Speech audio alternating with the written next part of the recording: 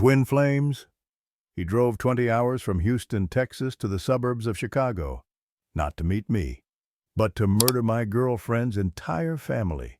And the worst part, I handed him the perfect opportunity without even knowing it. My name is Marcus Thompson. The year this happened, I was 22 years old, grinding through my final semester at a small college tucked into the gray sprawl of suburban Illinois. Life back then was painfully ordinary. I attended lectures on economics that put me to sleep, worked 15 hours a week at a strip mall electronics store where middle-aged men asked me to fix their phones, and spent most evenings playing Call of Duty with friends I had known since freshman year. My apartment was a cramped one-bedroom on the second floor of a building that smelled permanently of mildew and fried food from the Chinese restaurant below. The radiator clanked at random hours. The neighbors fought on weekends. It was cheap, it was close to campus, and it was mine. I also had a girlfriend named Jessica Chen. That part of my life at least felt like something worth holding on to, but before Jessica there was a winter of loneliness I do not like to talk about. The spring semester of my junior year, when most of my friends had scattered to study abroad programs or internships in other cities, I found myself alone in that mildew-scented apartment with nothing but time and a phone that rarely buzzed. So I did what millions of other bored and slightly desperate 20-somethings do. I downloaded the apps, Tinder, Bumble, Hinge. I told myself it was just for fun, just to see what was out there, just to pass the time until real life resumed. I filled out the profiles with carefully chosen photos and a bio I rewrote 11 times. And because I wanted to seem approachable, because I thought it would make conversations easier, I added my Snapchat username to every single one. That decision would cost me nearly everything. The apps delivered exactly what you would expect. Matches that went nowhere. Conversations that fizzled after 3 exchanges. A few awkward coffee dates with women who looked nothing like their photos or who spent the entire hour talking about their exes. By the time March rolled around, I had grown tired of the whole charade. The app sat unopened on my phone for weeks. Then I met Jessica, and suddenly none of it mattered. We met in the campus library during the last week of February, right before spring break. I was hunting for a textbook on behavioral psychology that the bookstore had sold out of, and I found her in the stacks reaching for the exact same book. Our hands nearly collided. She laughed a sound like wind chimes in a summer breeze, and I laughed too, and somehow that was enough. We talked for an hour between the shelves, while other students glared at us for being too loud. She was pre-med, fiercely intelligent, with dark hair that fell past her shoulders and eyes that seemed to see right through every wall I had built. A few weeks later, we were officially together. Jessica had a quality that I found both comforting and terrifying. She was protective of the people she loved, with an intensity that bordered on ferocious. Her younger brother had been bullied in middle school, and she had marched into the principal's office and refused to leave until the administration took action. Her best friend had dated a guy who cheated, and Jessica had shown up at his apartment to deliver a lecture so scorching that he moved to a different city. When Jessica Chen loved you, she loved you like a lioness loves her cubs. Heaven help anyone who threatened what was hers. When we started dating, I deleted all the apps from my phone. Tinder, Bumble, Hinge, all of them gone with a few taps. What I did not do, because it did not occur to me, because I was careless and naive, was delete the actual accounts. The profiles remained active, floating somewhere in the digital void, complete with my photos and my bio and my Snapchat username visible to anyone who stumbled across them. I did not think about those ghost profiles again until October. It was a Thursday afternoon, the kind of gray and windless day that makes the Midwest feel like a waiting room. I was in my apartment, laptop open, pretending to work on a paper while the television muttered in the background. Outside, the trees had gone skeletal, their branches scratching against the window like fingernails. The radiator clanked twice, then fell silent. My phone buzzed with a Snapchat notification. Derek_V_28 wants to add you as a friend. I did not recognize the name. But that was not unusual. The dating app profiles were still out there, still collecting random friend requests like a net-catching fish. Most of them I ignored. Some of them, if I was bored, I accepted out of curiosity. That day I was bored. I tapped accept without thinking, the way you might scratch an itch or check the time. It was a reflex, nothing more. A small decision that meant nothing. Within minutes, the first message arrived. "Hey, saw your profile on Hinge. Thought I would say hi. I just moved to the area and do not know many people yet." I read the message and felt a flicker of guilt. Another person hoping for a connection that I could not give them. I typed out the response I had sent dozens of times before. "Hey, thanks for reaching out. I should let you know I am straight and I have a girlfriend now. Sorry if that is not what you were looking for." I expected silence, or maybe a polite goodbye. Instead, another message popped up almost immediately. "Oh, no worries at all. I was not trying to hit on you or anything. Just looking to make some friends." It is lonely starting over in a new city, you know? Something in that reply softened me. I remembered my own lonely winter, the empty apartment, the silence that seemed to grow louder every day. Maybe this Derek guy was just someone who needed a conversation. Maybe I was overthinking it. "Where did you move from?" I asked. "Houston, Texas, born and raised. Got a job transfer, so here I am, freezing my ass off in Chicago weather." I smiled at that. We exchanged a few more messages about the cold, about good restaurants in the area, about the differences between Texas and Illinois. Derek seemed normal enough. A little eager maybe, but harmless. He mentioned working in IT, mentioned missing Tex-Mex food, mentioned that he was 28 and had never been this far north before. When the conversation died down, I put my phone aside and forgot about him entirely, for about 16 hours.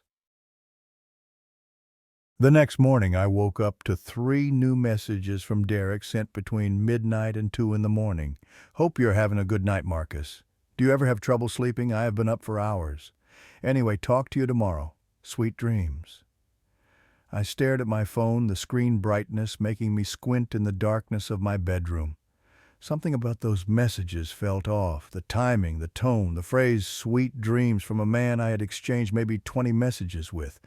But the sun was starting to filter through my blinds and I had a 9 o'clock class and I convinced myself that I was being paranoid. Maybe Derek was just awkward. Maybe he did not understand social boundaries. Maybe he was one of those people who texted too much because they were desperate for human contact. I responded with a simple, "Doing good, hope you slept eventually," and tried to push the unease out of my mind. Over the next week, Derek messaged me every single day. Sometimes multiple times. The messages themselves were innocent enough on the surface. "How was your day? What are you up to? Did you catch the game last night?" But there was a persistence to them that started to feel less like friendliness and more like pressure. I would respond once and he would send 3 more. I would leave him on read and he would double text asking if I was okay. I started waiting hours before replying, hoping he would take the hint. He did not. On day 9, the questions changed. "So what is your girlfriend like? Is she pretty?" I hesitated before answering. Something about the question made my stomach tighten, though I could not have said why. "Her name is Jessica. She is great." Jessica. Pretty name. "How long have you two been together?" "About 8 months now." Nice, nice. She must be something special." "Is she the jealous type?" I read that last message 3 times. The words themselves were not threatening.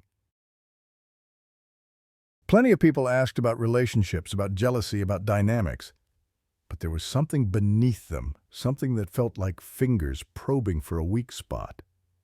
I typed back, "She is protective. We trust each other though, so jealousy is not really an issue." Derek's reply came fast.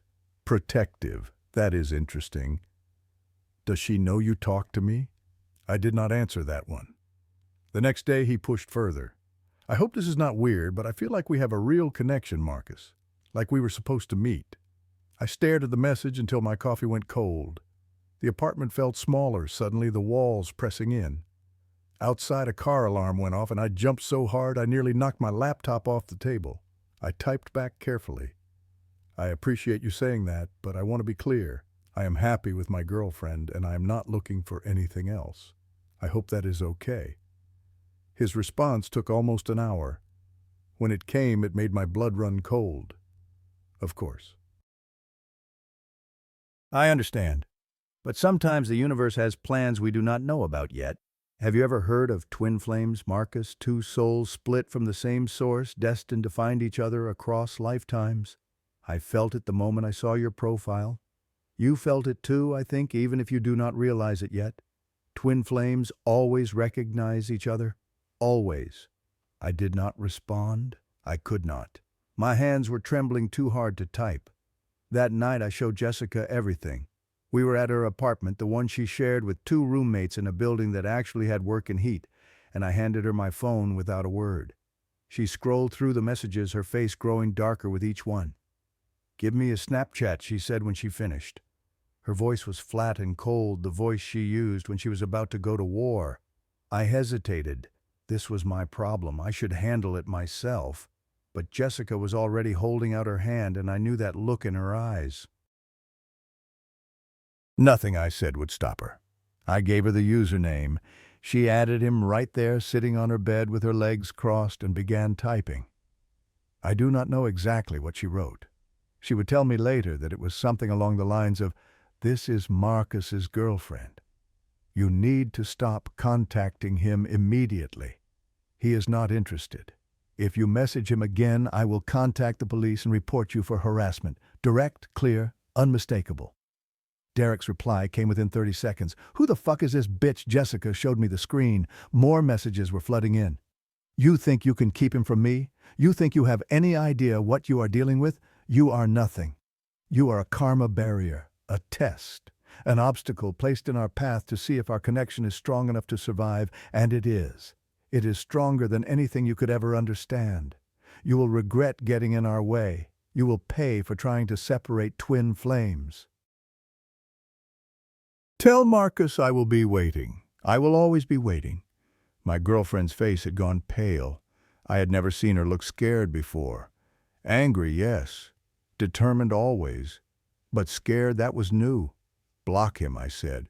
"Block him right now." She did. So did I. Every platform, every app, every avenue of contact we could think of. We built a digital wall between us and Derek Vance, brick by brick, and told ourselves it would be enough. For 1 month it seemed like we were right. No messages, no friend requests, no signs that Derek even existed anymore.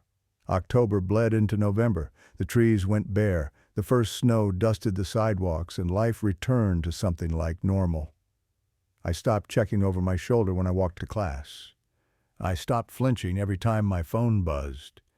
I started to believe that Derek had given up, had moved on, had found some other target for his obsession. I was so wrong that it makes me sick to think about it now, because Derek had not given up. Derek had not moved on, and Derek had not been in Texas for a very long time. The first letter arrived on a Tuesday afternoon in the middle of November.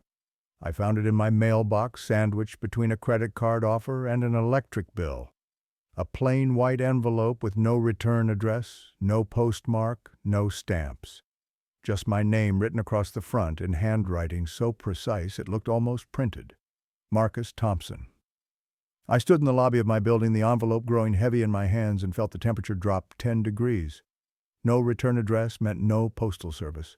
No stamps meant no mail carrier. Someone had walked up to my building, opened my mailbox, and placed this envelope inside with their own hands. Someone who knew exactly where I lived. I tore it open right there, my fingers clumsy with dread, and unfolded the single sheet of paper inside. The handwriting matched the envelope. Neat, controlled, inhuman in its perfection. The letter spoke of twin flames and destiny and karma barriers. It spoke of love that transcended logic and connection, that defied explanation. It spoke of removing obstacles and freeing souls and being together forever. And at the bottom, in smaller handwriting, a postscript that stopped my heart. "You look beautiful in the mornings when you open your window. The sunlight catches your hair just right." He knew where I lived. He had been watching me. He had seen me open my bedroom window in the morning, something I did every day without thinking, something so mundane and private that only someone standing outside could possibly have witnessed it. And I had no idea how long he had been there. 1 month of silence, and I had thought the nightmare was over. I was wrong. The nightmare was just beginning. I called Jessica, immediately reading the letter to her in a voice that cracked and wavered despite my best efforts to stay calm. She drove to my apartment within 20 minutes, running 2 red lights on the way, and we sat together on my sagging couch while the radiator clanked its broken rhythm. "Call the police," she said. Her hands were steady, but her jaw was tight. "This is not online harassment anymore. He knows where you live. He has been watching you." 2 officers arrived about 40 minutes later. They stood in my cramped living room, notepads out, and asked me to start from the beginning. I told them everything: the dating apps, the Snapchat request, the escalating messages, Jessica's confrontation, the month of silence, and now this letter hand-delivered by someone who had apparently been watching me through my bedroom window. The officers exchanged a look I could not read. The older one asked if I had any photographs of Derek, any identifying information beyond the Snapchat username, any idea what he looked like or where he might be staying. I had nothing. Derek had never sent me a picture. I had never asked for one. For all I knew, Derek Vance might not even be his real name. He was a ghost made of text messages and threats, invisible and everywhere at once. "We will file a report," the younger officer said, "and we will increase patrols in this area for the next few weeks. But without more concrete evidence of criminal activity, there is not much else we can do at this point." I stared at her. "He threatened to remove my girlfriend from our path. He said she would pay for getting in our way. How is that not criminal?" The older officer sighed, and in that sigh I heard the weight of 1,000 similar conversations. "Sir, I understand this is frightening. But legally those statements are vague enough that they do not constitute a direct threat. He did not say he was going to hurt her specifically. He did not describe a method or a timeline. A good defense attorney would argue it was just dramatic language." Jessica's hand found mine and squeezed hard enough to hurt. "So we are supposed to wait until he actually does something, until someone gets hurt." I am not saying that the officer replied. I am saying the law has limitations. What I recommend is documenting everything. Save every letter, every message, every piece of evidence. If he contacts you again, do not respond, but keep a record. If you see anyone suspicious near your home, call us immediately. And consider varying your routines, taking different routes to work and school, not being predictable. They left us their card and a case number. After they were gone, Jessica and I sat in silence for a long time. Outside my window, the November darkness pressed against the glass like something trying to get in. That night, I pushed my dresser against the bedroom door before going to sleep. It was heavy and awkward and probably would not have stopped anyone determined to get through, but the weight of it made me feel slightly less exposed. Jessica wanted to stay, but her roommates were expecting her, and I told her I would be fine. I was not fine.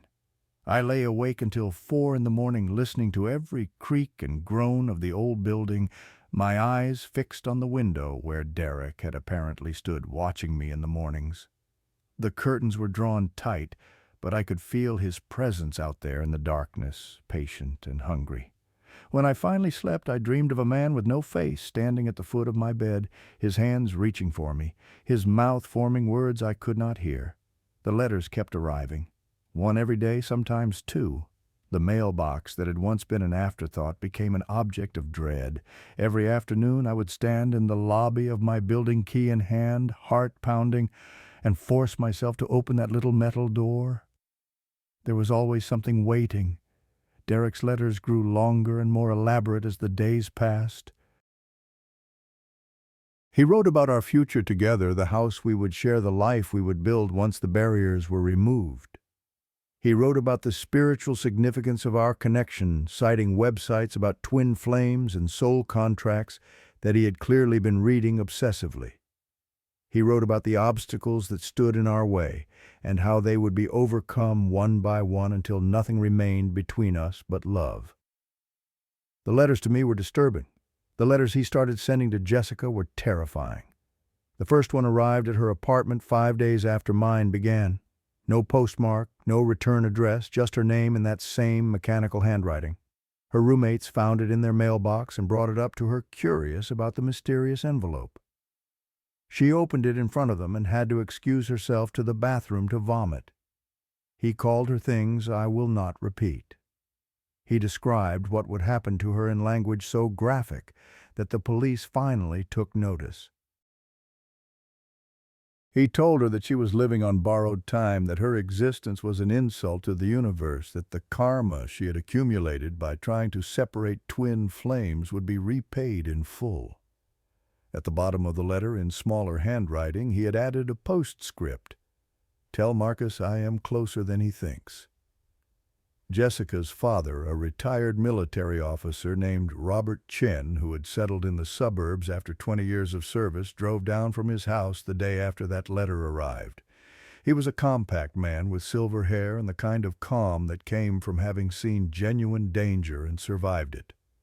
When Jessica showed him the letters, all of them arranged chronologically on her coffee table like evidence at a trial, his face did not change. "This is not something you handle alone," he said, "and it is not something you trust the police to handle either." He made phone calls. Within 48 hours, a private security company had installed cameras at both apartments, monitoring feeds that could be accessed remotely 24 hours a day. An investigator, a former FBI agent who owed Robert a favor from his military days, began working the case from angles the police could not or would not pursue. Her name was Sandra Morrison, and within 1 week she called with news that changed everything. "I found him," she said. Her voice was clipped and professional, the voice of someone who delivered bad news for a living. Or rather, I found where he has been staying. A motel called the Pine Ridge, about 3 miles from your apartment. He has been there for at least 3 weeks, paying cash, keeping a low profile. Room 127, 3 weeks. The timeline did not make sense. The messages started in October. He said he had just moved here from Texas. He lied, Sandra said. Based on what I have found, Derek Vance has been in Illinois since at least mid-September. Possibly longer. The Snapchat messages were not the beginning. They were just the first time he let you know he existed. A cold weight settled in my stomach. "What do you mean?" "I mean he was watching you before he ever made contact." The messages, the friend request, all of that was after he had already spent weeks observing your life, learning your patterns, figuring out how to approach you. "There is more," Sandra continued. "I contacted the police in Houston to see if the name Derek Vance turned up in any records there. It did. 2 separate restraining orders filed against him by 2 different women over the past 4 years. Both cases followed the same pattern. Online contact that seemed friendly at first.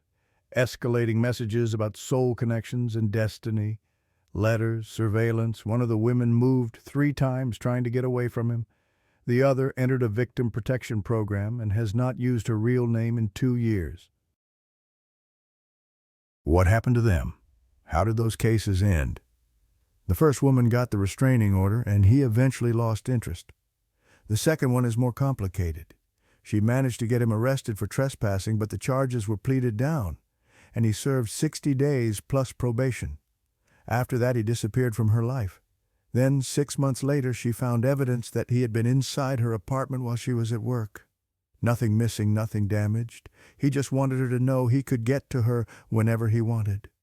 Jessica was listening beside me on speakerphone. Her face had gone white. "What happened to her?" Jessica asked. The second woman, a long pause. "She is alive, but she sleeps with a gun under her pillow and she has not had a normal life since. Some people do not stop. Some obsessions do not fade. They just wait." The police raided the motel room the next morning. Sandra had provided them with enough information to justify a search, and this time they took the threat seriously. 4 officers went in expecting to find Derek Vance and bring this nightmare to an end. The room was empty. Derek had checked out sometime during the night, leaving no forwarding address, no trail to follow. But he had left something behind. The detective who called me spoke in a careful, measured tone. "Mr. Thompson, we found some items in the motel room that I think you need to see. Can you come down to the station?" I went. Jessica came with me, her hand gripping mine so tightly I could feel the bones shift. They led us to a small room with a metal table and fluorescent lights that hummed at a frequency designed to induce headaches. On the table sat a cardboard box filled with evidence bags. The detective, a heavy-set man named Morrison, who was apparently no relation to our investigator, put on latex gloves before removing the first item. It was a notebook. It was a black leather cover, thick with pages held together with a rubber band that had grown loose from use.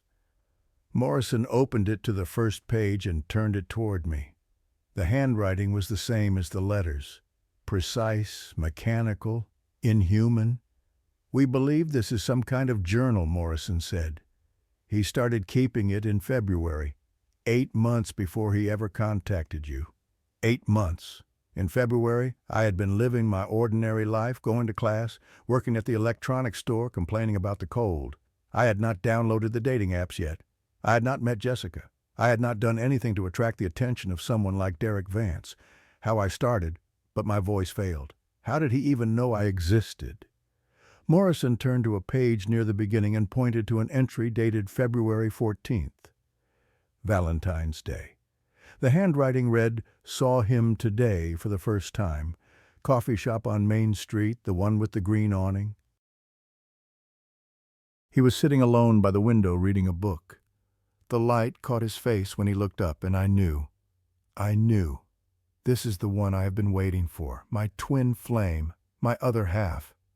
I will learn everything about him. I will make him understand what we are to each other. I sat down heavily in the plastic chair, my legs suddenly unable to support my weight. February. He had been watching me since February, following me, studying me, building this elaborate fantasy around a person he had never spoken to. The journal continued through March, April, May, each entry more detailed than the last. He had learned my name by following me back to my apartment building and checking the mailboxes. He had learned my class schedule by observing me on campus. He had found my social media profiles and spent hours poring over every photo, every post, every comment I had ever made. There were photographs tucked into the journal's pages. Printouts of my Instagram posts, annotated with hearts and handwritten notes, pictures he had taken himself, grainy surveillance photos of me walking to class, sitting in the library, standing at the counter of the electronics store. Dozens of them, maybe 100. And then, in an entry dated late March, a new development. He has a girlfriend now. I saw them together at the library. She touched his arm and he smiled at her. The rage I felt was overwhelming. She is a karma barrier. The universe has placed her in his path to test our connection. But I will not fail this test. I will remove her. I will free him. And then we will be together the way we were always meant to be. Jessica made a sound beside me, something between a gasp and a sob. Morrison closed the journal gently. "There is more," he said. He had a detailed plan written out in the back pages. Dates, locations, methods. It appears he was waiting for a specific opportunity. "What opportunity?" Jessica asked. Her voice was steady, but I could see her hands trembling. Morrison hesitated. "According to his notes, he knew your family was planning a trip to Hawaii in December. He was going to wait until they left and you were alone in the house." The room went silent. The fluorescent lights hummed their irritating song. "My family?" Jessica said slowly. "He knows about my family's vacation. He knows a lot of things," Morrison replied. "Their address, their work schedules, when they typically leave the house, when they come home. He had been researching them for weeks. He was going to kill them." The words came out of my mouth without permission. That is what the plan was. Wait until they left, get Jessica alone, and then wait for them to come back. Morrison did not deny it. There was one more item in the evidence box. Morrison reached in and pulled out a clear plastic bag containing something dark and metallic. "We also found this," he said. It was hidden under the mattress. Inside the bag was a handgun, a 9mm semi-automatic fully loaded with an extra magazine beside it. Derek Vance had been watching me for 8 months. He had been planning this for weeks. He had weapons and schedules and a detailed roadmap for murder. And now he was gone. Vanished into the November cold with nothing but a bag of clothes and a head full of delusions and a burning need to complete what he had started. The police issued an arrest warrant for Derek Vance 2 days after the motel discovery. His photograph went out to every law enforcement agency in Illinois and the surrounding states. His name was flagged in federal databases. The manhunt that followed involved more resources than I had imagined possible for a stalking case, and I later learned that the detailed murder plans found in his journal had elevated the charges to attempted murder and conspiracy. None of it mattered. Derek had vanished like smoke in the wind. Sandra Morrison continued working the case even after the police took over.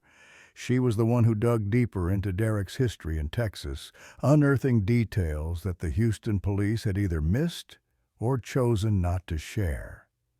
The 2 restraining orders were just the beginning. There had been complaints from neighbors about a man matching Derek's description watching houses at odd hours, reports of break-ins where nothing was stolen but items had been moved, rearranged, touched. A woman who had woken up in the middle of the night to find her bedroom window open and a single rose on her pillow, thorns and all. The pattern was always the same. Derek would fixate on someone, usually a man, and construct an elaborate fantasy around them. He would watch from a distance for weeks or months before making contact. The initial approach was always friendly, always innocent, designed to establish a connection that existed only in his mind. When the target rejected him, the obsession intensified rather than faded. The letters would begin, the surveillance would escalate, and eventually, inevitably, there would be violence. He has what psychiatrists call erotomania, combined with obsessive love disorder, Sandra explained during one of our phone calls.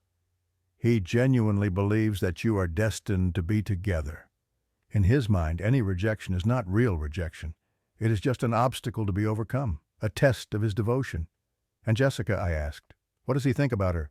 A pause. "In his worldview, she is not a person. She is an object, a barrier, something that needs to be removed so he can claim what he believes is rightfully his." People like Derek do not see their target's partners as human beings with their own lives and feelings. They see them as locks on a door that needs to be broken down. Can he be reasoned with?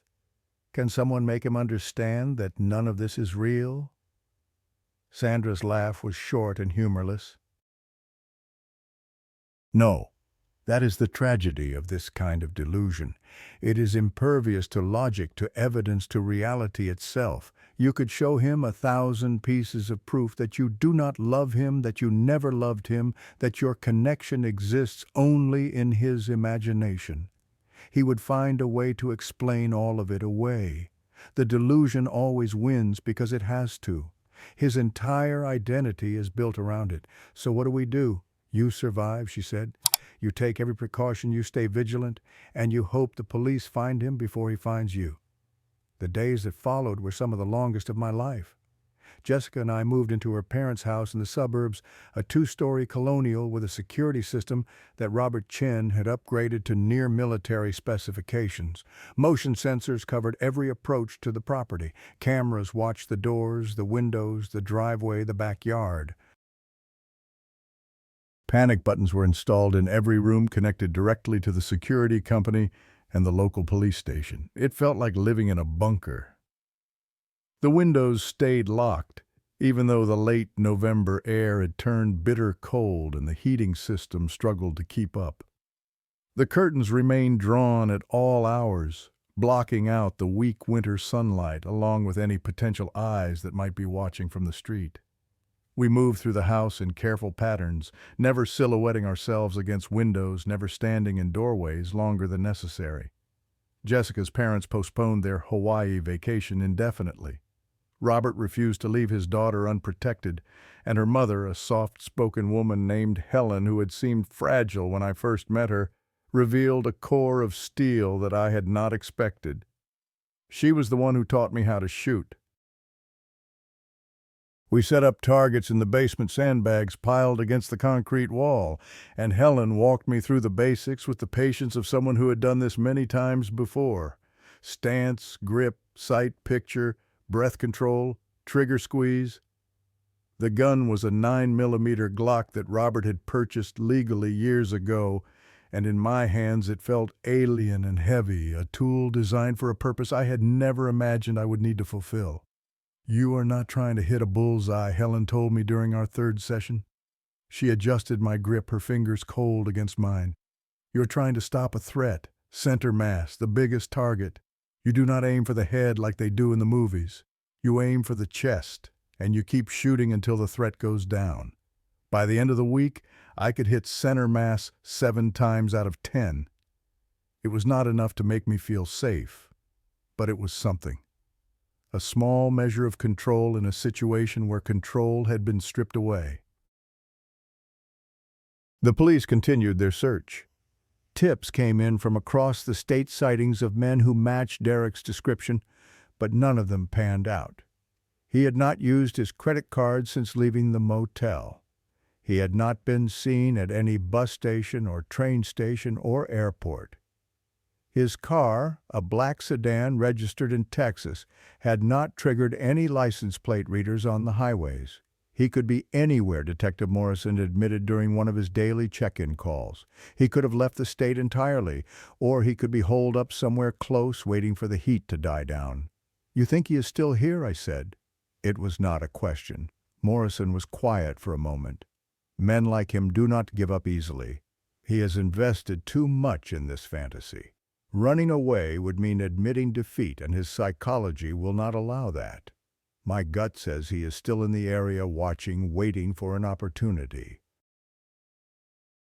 The plan had always been for Jessica's family to go to Hawaii the first week of December. The vacation had been booked for months, paid for in advance, something her parents had been looking forward to all year. When they postponed it after the motel discovery, I thought that would be the end of it. The opportunity Derek had been counting on no longer existed. But as the days passed and no sign of Derek appeared, a strange tension began to build in the house. Robert paced like a caged animal, checking and rechecking the security feeds, making phone calls to contacts I was not privy to. Helen grew quieter, her lips pressed into a thin line whenever the vacation was mentioned.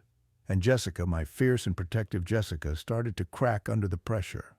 "I cannot live like this," she said one night. We were in her childhood bedroom, the door locked, the curtains drawn, the lamp casting weak shadows on walls covered with remnants of her teenage years. Posters of bands she no longer listened to, photographs of friends she had lost touch with, a shelf of trophies from swim meets that felt like they belonged to a different person entirely. She was sitting on the edge of the bed, her hands clasped between her knees, her eyes fixed on a point somewhere beyond the wall. "I cannot live like this," she repeated. "Hiding, waiting, jumping at every sound. It is like he has already won, Marcus. He does not even have to be here. The fear of him is enough."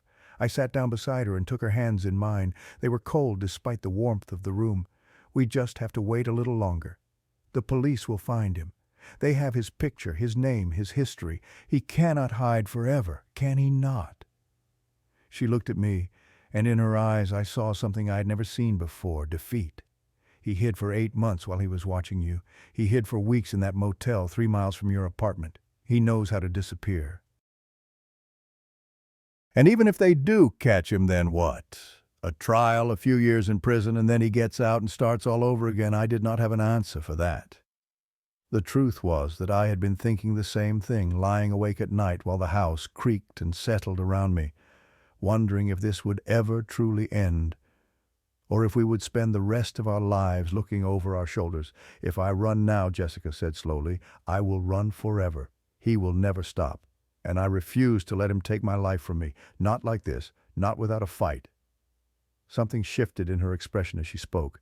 The defeat faded, replaced by something harder and more determined. When she looked at me again, my Jessica was back. The lioness, the fighter. My parents should go on their vacation, she said. What I stared at her, certain I had misheard. That is insane. That is exactly what he wants. No, she said. What he wants is for me to be alone, but I will not be alone. You will be here. And he does not know that. Her voice gained strength as the plan took shape in her mind. Think about it, Marcus. He has been watching and planning for months. He knows my parents' schedule. He knows when they were supposed to leave. If they actually go, he will think his opportunity has finally arrived. And then what? He comes here and finds both of us waiting for him. He comes here and finds the police waiting for him. Jessica stood up and began pacing, the nervous energy that had been building for days, finally finding an outlet. We tell the security company to watch the feeds around the clock. We tell the police to station unmarked cars in the neighborhood. We set a trap and we end this once and for all. The plan came together over the next 48 hours. Robert made calls to his contacts in law enforcement and arranged for increased patrols in the neighborhood. The security company agreed to monitor the feeds in real time and dispatch a response team at the first sign of trouble. Detective Morrison was skeptical but ultimately supportive, positioning unmarked vehicles at strategic points around the house. Jessica's parents left for Hawaii on a Saturday morning, their departure timed to match the original itinerary as closely as possible. We drove them to the airport ourselves, a calculated risk designed to make it look like business as usual. If Derek was watching, and we had to assume he was, he would see exactly what he expected to see. A family going on vacation. A house left vulnerable. What he would not see was the arsenal waiting inside. Robert had left us more than just the Glock. There was a shotgun in the master bedroom closet, loaded and ready, a hunting knife in the kitchen drawer, its blade honed to a razor edge, pepper spray in every room, baseball bats behind doors. The house that had been Jessica's childhood home had been transformed into a fortress, every potential weapon identified and positioned for quick access. We also had the dog. Duke was a German shepherd who had been trained for personal protection. Duke was 90 pounds of muscle and teeth, fiercely loyal to the family, and alert to every sound and movement in his territory. If Derek came, Duke would know before any camera or motion sensor. The first day passed without incident. Jessica and I moved through the house in a strange parody of normal life, cooking meals we barely tasted, watching television we did not really see, making conversation about nothing, while our ears strained for sounds that did not come. Every few minutes, one of us would check the security feeds on the tablet Robert had left behind, watching the empty driveway and the quiet street and the bare trees swaying in the winter wind.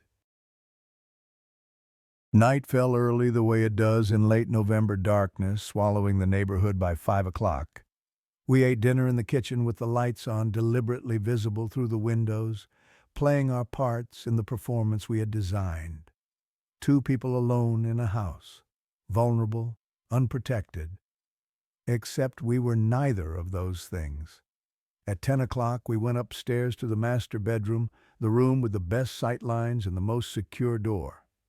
Duke followed us, his claws clicking on the hardwood floors, his ears pricked forward at every creak of the old house settling. I checked the security feeds one more time before setting the tablet on the nightstand. The motion sensors showed nothing. The cameras showed nothing.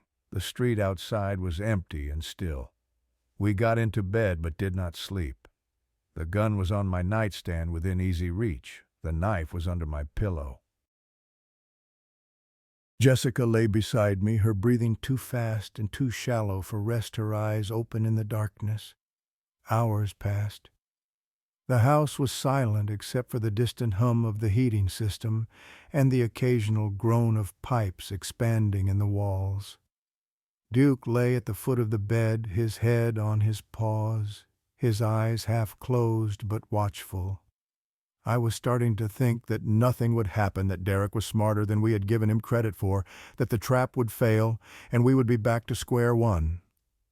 Then at 11:47, Duke lifted his head.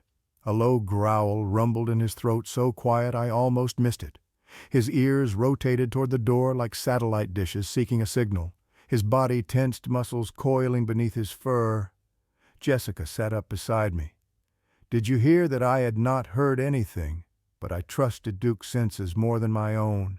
I reached for the gun and thumbed off the safety, the click impossibly loud in the silence.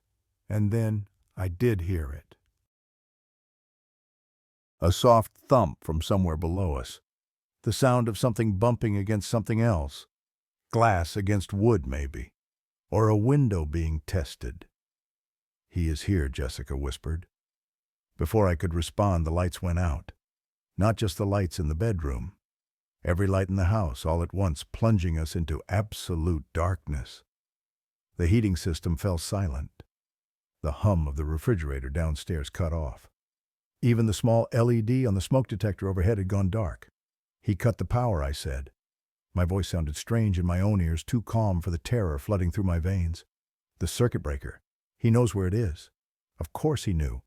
He had been watching this house for weeks. He probably knew its layout better than I did.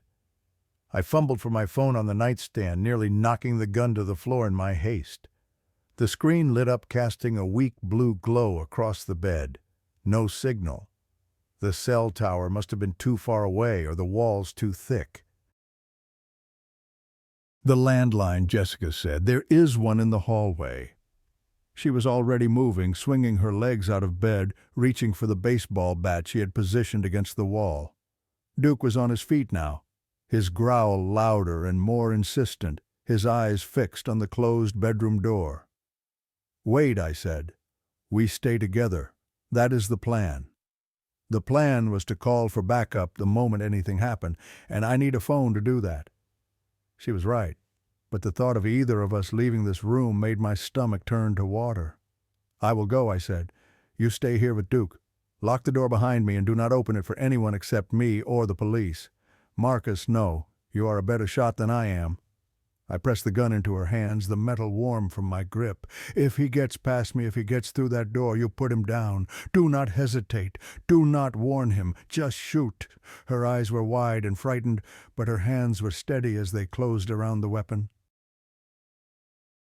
The lioness was still in there beneath the fear. The fighter.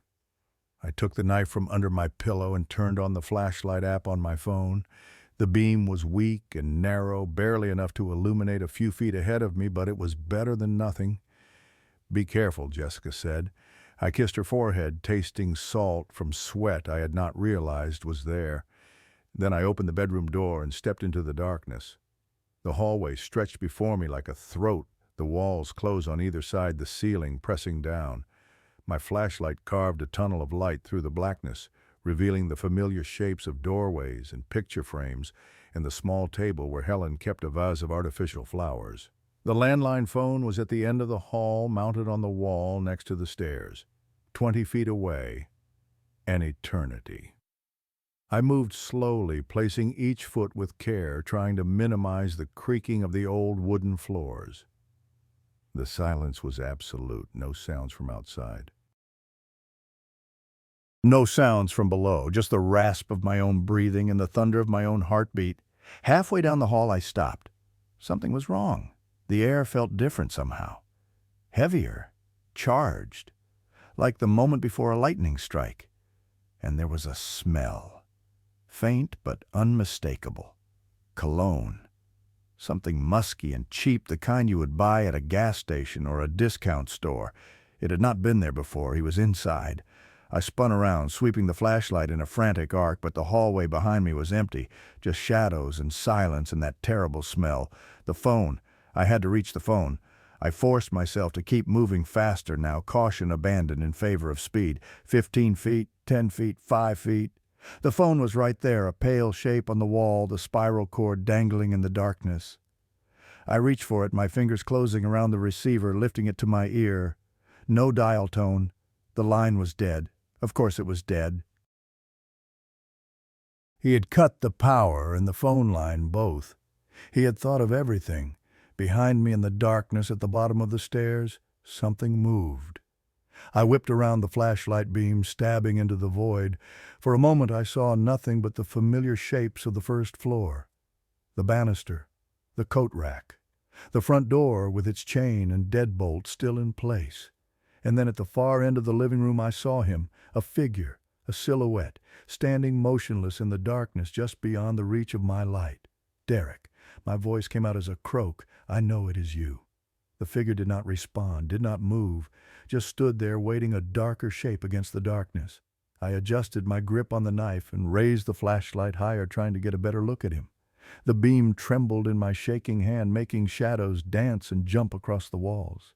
And then he stepped forward into the light, and I finally saw the face I had imagined 1,000 times.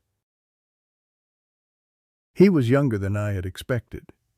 Mid-20s maybe, with a lean and angular face and dark hair that fell across his forehead in unwashed strands.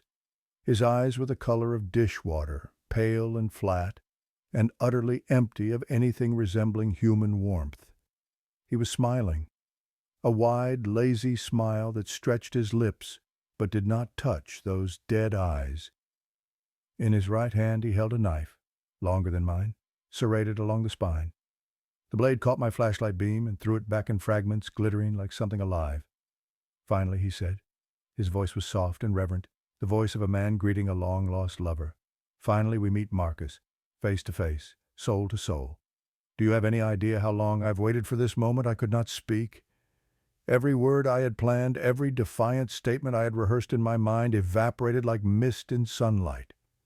All I could do was stare at the man who had invaded my life and watch as he walked slowly, deliberately toward me. "You do not have to be afraid," Derek said. He was close enough now that I could smell him. That cheap cologne mixed with sweat and something else, something sour and unwashed. "I would never hurt you. You are everything to me. You are the reason I exist. Stay back." The words came out barely louder than a whisper. "The police are coming. They know you are here." Derek laughed. It was a gentle sound, almost musical, completely at odds with the deadness in his eyes. "The police are not coming, Marcus. No one is coming. It is just you and me now, the way it was always supposed to be." He took another step, then another. I backed away until my shoulders hit the wall and there was nowhere left to go. "Where is she?" Derek asked. His smile flickered for just a moment, a crack in the mask. "The karma barrier. Where is she hiding?" "She is not here," I said. "She went to Hawaii with her family. You were wrong about the schedule. She left days ago." Derek tilted his head, studying me with those flat gray eyes. For a moment I thought he believed me. For a moment I thought the lie might save us. Then he shook his head slowly, almost sadly. "You are lying," he said. "I saw the light in the upstairs window. The flashlight just before the power went out. She's up there right now. Is she not waiting for you to come back? Waiting for her hero to save her?" He stepped closer, close enough to touch, and I could see the veins pulsing in his neck, the sweat beating on his forehead despite the cold. "But you are not going to save her, Marcus. No one is going to save her, because she is not supposed to exist. She is a mistake, a glitch in the universe, and I am going to correct that mistake tonight." Something broke loose inside me. The fear was still there, a living thing coiled around my spine, but beneath it was something else, something older and harder, the rage of a cornered animal. I moved without thinking. The knife in my hand came up, and I drove it forward with every ounce of strength I had, aiming for his shoulder, his arm, anything that would make him stop. The blade bit into flesh. Derek screamed a sound that was more animal than human and stumbled backward. Blood sprayed across my hand, hot and wet and impossibly red in the flashlight beam. I did not wait to see how badly I had hurt him. I turned and ran. The stairs were behind me, and I took them 2 at a time, my feet pounding against the wood, the knife still clutched in my bloody fist. Behind me I could hear Derek roaring, cursing, crashing into furniture as he gave chase. "You cannot run from me." His voice echoed through the darkness like thunder. "You belong to me. You will always belong to me." I reached the top of the stairs and sprinted for the bedroom door. Jessica had locked it like I told her to, and I hammered against it with my fist, leaving smears of blood on the white paint. "It is me. Open the door." A click. The door swung open and I threw myself inside, spinning around to slam it shut, just as Derek appeared at the top of the stairs. The door caught him in the face with a satisfying crunch, and I heard him stagger back, heard him fall, heard the heavy thump of his body hitting the floor. "Help me," I gasped. Jessica was already moving, grabbing the dresser we had positioned for exactly this purpose. Together we shoved it against the door, the heavy wooden furniture scraping across the hardwood. It would not hold forever, but it might hold long enough. "The police," I panted. "Did you call them?" Her face was pale but determined. The tablet had a cellular connection. "I used it to call 911 before the power went out." They said 5 minutes. How long ago was that? She looked at the clock on her phone. The screen showed 11:52. 5 minutes, she said. "We just have to hold for 5 minutes. From the other side of the door came a sound that made my blood freeze. Not screaming, not cursing. Laughter, low and soft and utterly unhinged. Then the pounding started. He hit the door with something heavy. The dresser shuddered. Hit it again. The wood began to crack. Duke was barking frantically, throwing himself at the door, trying to get at the threat on the other side. Hit! The crack widened. Hit! Something metal glinted through the gap. His knife. Hit! The blade began sawing through the wood, widening the opening, carving a hole just big enough to reach through. 4 minutes. Jessica raised the gun, aimed at the hole in the door. Her hands were steady. Her breathing was controlled. She had become the weapon her mother had trained her to be. Derek's face appeared in the opening. That terrible smile, those empty eyes. "You cannot keep me out," he said. "Nothing can keep me out. We are twin flames, Marcus. We are destined to be together, and destiny always wins." His hand came through the hole, reaching for the lock, his fingers slick with blood from my earlier attack. I saw the tendons flexing, the knuckles white with effort. 3 minutes. "Stop," Jessica commanded. "Stop or I will shoot." Derek laughed again. "You will not shoot me. You do not have the courage. You are nothing. You are less than nothing. You are just an obstacle, and obstacles are meant to be removed." His fingers found the lock, began to turn it. 2 minutes. Jessica's finger tightened on the trigger. I could see her resolve wavering, could see the civilized part of her mind screaming that she could not shoot. Another human being could not end a life, no matter how monstrous. In that moment of hesitation, I acted. I grabbed the knife, still slick with Derek's blood, and drove it down into the arm, reaching through our door. The blade punched through flesh and muscle and into the wooden frame beneath, pinning him like an insect in a collection. Derek's scream was inhuman. He thrashed against the door, trying to pull free, but the knife held firm. Blood poured from the wound, pooling on the floor, filling the air with its copper stench. And then in the distance I heard it. Sirens. Derek heard them too. His screaming stopped. His struggling ceased. Through the hole in the door I could see his face change. The smile faded. The madness in his eyes dimmed, replaced by something else. Calculation. Assessment. The cold logic of a predator recognizing that the hunt had failed. "This is not over," he said. His voice was calm again, almost conversational, as if we were discussing the weather rather than the attempted murder he had just committed. "They can arrest me. They can lock me away. But it will not change anything. Twin flames always find each other, Marcus. Always. 1 minute." The sirens were loud now, close, filling the night with their wailing. Red and blue lights strobed through the gaps in the curtains, painting the walls in alternating colors. Derek looked at me one last time through the hole in the door. His eyes met mine and held them. In that gaze I saw no remorse, no fear, no recognition that he had done anything wrong, just absolute certainty. Unshakable conviction. The faith of a true believer.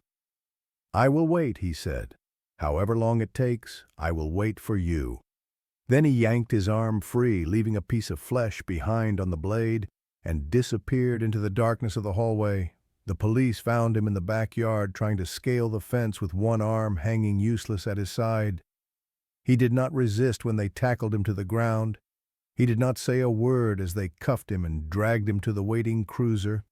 He just looked back at the house, at the upstairs window where Jessica and I stood watching, and smiled. They searched him at the station. In his pockets they found a roll of duct tape, a length of rope, a pair of handcuffs, and a second knife even larger than the first.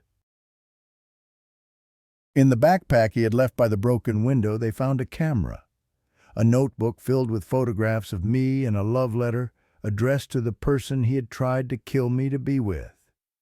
Derek Vance was charged with attempted murder, aggravated stalking, breaking and entering, and illegal possession of weapons. His bail was set at $2 million. No one came to pay it. As they led him away, he looked over his shoulder at the detective and asked a single question. "Can I send letters from jail?" The weeks following that night blurred together in a haze of police interviews, medical examinations, and sleepless nights. Derek's attack had left physical wounds that healed within days, but the psychological damage ran far deeper. I would wake up in the middle of the night drenched in sweat, convinced I could hear footsteps in the hallway, certain that the shadow in the corner was a man with dead gray eyes and a smile that never reached them. Jessica was the same. We slept in shifts for the first month. One of us always awake, always watching, always waiting for a threat that was locked away in a county jail cell, but somehow felt closer than ever. The evidence against Derek was overwhelming.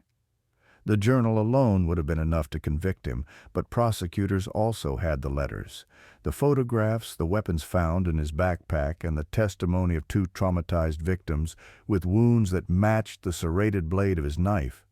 His public defender tried to mount an insanity defense, arguing that Derek's delusions about twin flames and karma barriers proved he was not in his right mind when he committed his crimes. 3 separate psychiatrists examined him. All 3 concluded that while Derek suffered from severe erotomania, an obsessive love disorder, he was fully aware that his actions were illegal and chose to commit them anyway. He was not insane. He was simply evil. The trial began 8 months after the attack in a courtroom that smelled of old wood and stale coffee. I sat in the gallery with Jessica and her parents, watching as the prosecution laid out their case in meticulous detail. They showed the jury the journal entries projected on a screen so large that Derek's handwriting loomed over the proceedings like a prophecy. They played recordings of 911 calls, including the one Jessica had made from the tablet moments before the power went out. They brought in Sandra Morrison to testify about Derek's history in Texas, the pattern of behavior that stretched back years before I ever became his target. Derek sat at the defense table through all of it, his injured arm in a sling, his face expressionless.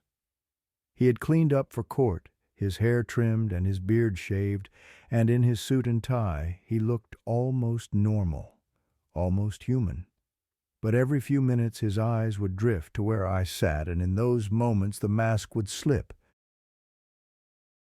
The smile would flicker at the corners of his mouth, the emptiness would surface in his gaze, and I would remember what he looked like in the darkness of that hallway, knife in hand, telling me that destiny always wins. The jury deliberated for less than 4 hours, guilty on all counts. When the verdict was read, Derek showed no reaction. He sat perfectly still, his hands folded on the table in front of him, his eyes fixed on some point in the middle distance. I had expected rage or despair, or at least some acknowledgement that his life as he knew it was over. Instead, there was nothing. Just that terrible calm, that unshakable certainty. The sentencing hearing came 2 weeks later. The prosecutor asked for the maximum penalty on each count, citing Derek's history of stalking, the premeditated nature of his crimes, and the detailed murder plans found in his journal. The defense asked for leniency, arguing that Derek needed treatment rather than punishment, that he was a sick man who could be rehabilitated with proper care. The judge listened to both sides, then delivered his decision. 30 years. No possibility of parole. When the number was announced, something shifted in Derek's expression. Not defeat, not acceptance, something else entirely. He turned in his seat and looked directly at me, and in that moment, for the first time since I had met him, I saw genuine emotion in his eyes. Not anger, not sadness, joy. He stood up before the bailiffs could stop him, and in a voice loud enough to carry through the entire courtroom, he spoke his final words to me. 30 years is nothing, Marcus. 30 years is a blink, a heartbeat, a single breath in the lifetime of the universe. I will wait. I will count every second. And when they open those doors and let me walk free, I will find you, because that is what twin flames do. They find each other, always, no matter how long it takes, no matter how far they run. We are bound together, you and I, and nothing, not time, not distance, not prison walls can ever change that. The bailiffs dragged him away before he could say more.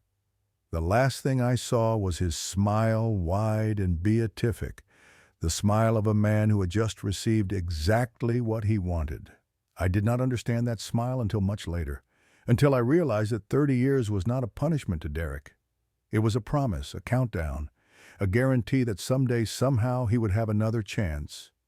3 years have passed since that day in the courtroom, 3 years of therapy and nightmares and slow, painful healing. Jessica and I are still together. We got engaged last spring in a quiet ceremony on the beach where her parents renewed their vows 20 years ago. The wedding is planned for next summer. We have talked about children, about careers, about all the ordinary things that ordinary people talk about when they are building a life together. Most days it almost feels normal. We moved away from Chicago after the trial. Too many memories there, too many shadows. We settled in Seattle, a city neither of us had ever lived in before, a place with no history and no ghosts. I found work at a tech company downtown. Jessica finished medical school and started her residency at a hospital near our apartment. Duke stayed with her parents back in Chicago, too old now to make such a long move, but we adopted a scruffy mutt named Charlie, who barks at strangers and sleeps at the foot of our bed. We made new friends, built new routines, tried to become new people. But some things do not change no matter how far you run. I still check the locks 3 times before bed. I still flinch when my phone buzzes with a notification from someone I do not recognize. I still wake up in the middle of the night, heart pounding, certain that I heard footsteps in the hallway or saw a shadow move past the window. The fear has become a part of me, woven into the fabric of who I am, a constant low hum beneath the surface of my ordinary life. Jessica carries her own scars. She does not talk about them much, but I see them in the way she freezes when a man stares at her too long on the subway, in the way she keeps pepper spray in every purse she owns, in the way she sometimes cries in the shower when she thinks I cannot hear. We have both been changed by what happened, marked by it. We will carry Derek Vance with us for the rest of our lives, whether we want to or not. I thought about him less and less as the years passed. The nightmares came less frequently. The paranoia faded to a manageable background noise. I started to believe that maybe, just maybe, we had escaped, that the story was over. That Derek was locked away in a cell somewhere, slowly fading into irrelevance, his obsession dying the slow death of neglect. 2 weeks ago, I learned how wrong I was. The letter arrived on a Tuesday, tucked between a credit card offer and a furniture catalog. A plain white envelope with no return address, no postmark, my name written across the front in handwriting I would recognize anywhere. Marcus Thompson. I stood in the lobby of our apartment building, the envelope growing heavy in my hands, and felt the temperature drop 20 degrees. The walls seemed to close in around me. The fluorescent lights flickered and buzzed. For a moment I was back in that hallway in Chicago, knife in hand, watching a shadow move toward me in the darkness. My hands were shaking so badly that I tore the envelope when I opened it. Inside was a single sheet of paper folded twice, covered in that same mechanical handwriting. Dear Marcus, I hope this letter finds you well. I think about you every day, every hour, every minute. You are the first thing I see when I wake up and the last thing I see before I sleep. In my dreams, we are together. In my dreams, there are no barriers. 27 years to go, that is all. 27 years until the doors open and I walk free. I have been counting. I have been patient. I have been good. They say I might get time off for good behavior, maybe 25 years, maybe 20. Time moves differently in here, slower, like honey dripping from a spoon. But I do not mind the waiting. I have something to wait for. I know you moved. I know you're in Seattle now. I know the address of your apartment, the name of your dog, the hospital where Jessica works. I know you are planning a wedding. I know everything, Marcus. I always have. I always will. You cannot hide from me. You cannot run from me. You cannot escape what we are to each other. Twin flames always find each other. That is the first truth I ever learned, and it will be the last truth I ever tell you. We are bound together by something stronger than time, stronger than distance, stronger than any wall they could build between us. You feel it too. I know you do. In the quiet moments, in the dark hours. You feel me reaching out to you across the miles, and even if you will not admit it, some part of you reaches back. I will see you soon, my love. Maybe not tomorrow, maybe not next year, but soon. And when that day comes, there will be no more barriers, no more obstacles, no more tests, just you and me, the way it was always meant to be. Forever yours. Derek, P.S. Your new apartment looks lovely. I especially like the blue curtains in the living room. They match your eyes. I read the letter 3 times before I could move. Then I read it again and again. Each time the words hit harder. Each time the reality sank deeper. He was in prison, locked away in a cell halfway across the country. And still he knew, still he watched, still he found ways to reach me. I called the police. They said they would investigate, but their voices held the same helpless tone I remembered from Chicago. What could they do? The letter contained no direct threats. The information about our address could have come from anywhere. Public records, social media, a private investigator hired with money from God knows where. Derek was behind bars. He was serving a sentence. Technically, legally, he was not breaking any laws, but laws do not matter to men like Derek Vance. Bars and walls and prison sentences are just temporary inconveniences. His obsession is not a choice. It is a condition, a compulsion, a fire that burns in his chest every moment of every day, consuming everything it touches, growing stronger with every year that passes. He will be 55 when he gets out. I will be 49.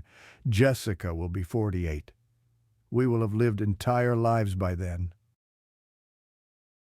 Careers and children and grandchildren, gray hair and wrinkled skin and all the ordinary indignities of aging. And somewhere in a prison cell that he has transformed into a shrine to his delusion, Derek Vance will be counting the days, planning his return, dreaming of the moment when he can finally claim what he believes is rightfully his. Some obsessions do not fade. Some monsters do not die. Some nightmares follow you no matter how far you run or how long you hide. I used to think that the scariest part of my story was that night in the dark with Derek coming up the stairs and a knife in my hand. I was wrong. The scariest part is knowing that it is not over, that it will never be over. That 27 years from now, or 25 or 20, a man with dead gray eyes and an unshakable conviction will walk out of prison and start looking for me. And he will find me, because that is what he does. That is who he is. That is the only thing he knows how to be. Twin flames always find each other. Always. If you are listening to this, if you have followed my story from beginning to end, I want you to take something away from it, something more than fear, something more than a good scare to keep you up at night. Be careful what you share online. Every photograph, every check-in, every casual status update is a piece of information that someone can use against you. You do not know who is watching. You do not know who is collecting the fragments of your life and assembling them into a map that leads straight to your door. Trust your instincts. If someone makes you uncomfortable, if something feels wrong, do not rationalize it away. Do not tell yourself that you are being paranoid or oversensitive. The voice in your head that whispers danger is trying to protect you. Listen to it. And if you ever find yourself in a situation like mine, if you ever become the target of someone who will not take no for an answer, do not wait. Do not hope it will go away on its own. Do not assume the police will save you. Take action. Document everything. Tell everyone. Build a wall of witnesses and evidence so high that no one can pretend it is not happening, because people like Derek Vance are out there, more of them than you would ever believe. They walk among us every day wearing masks of normalcy, hiding obsessions that burn like stars behind their eyes. Most of them will never act on their impulses. Most of them will live quiet lives of desperate longing, loving from a distance, suffering in silence. But some of them will not. Some of them will cross the line. And when they do, the only thing standing between you and them is your willingness to fight back. I fought back. Jessica fought back. We survived. But we will never stop looking over our shoulders. We will never stop checking the locks. We will never stop wondering if today is the day the countdown ends. Have you ever had someone in your life who would not let go? Someone whose attention felt less like flattery and more like a trap? Someone who made you feel watched, hunted, owned? If you have, I want to hear about it. Share your story in the comments below. Tell me what happened. Tell me how you survived. Let others know they are not alone. And if you are going through something like this right now, if there is someone in your life who scares you in ways you cannot quite explain, please reach out to the police, to a counselor, to anyone who will listen. Do not wait for permission. Do not wait for proof. Do not wait until it is too late. Because some people never stop. Some obsessions never die. And some nightmares are not dreams at all. They are just waiting for you to fall asleep.